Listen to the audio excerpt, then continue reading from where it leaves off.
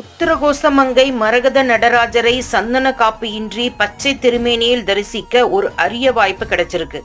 ஆமாங்க, வருடம் முழுவதும் சந்தன காப்பு பூசப்பட்டிருக்கும் ஒரே கல்லிலாலான 6 அடி உயர மரகத நடராஜரை சந்தன காப்பின்றி ஆருத்ரா தரிசனத்தன்று முதல் நாள் மதியம் 12 மணி முதல் அதிகாலை 5 மணி வரை மட்டுமே தரிசிக்க முடிந்தது. ஆனால் ராமநாதபுரம் உத்தரகோசமங்கை கோவில் குடமுழுக்கு ஏப்ரல் 4ஆம் தேதி நடைபெறவிருப்பதால் ஏப்ரல் 1 முதல் 4 நாட்களுக்கு சந்தன காப்பு களையப்பட்டு மரகத திருமேனியில் காட்சியளிக்கிறார்.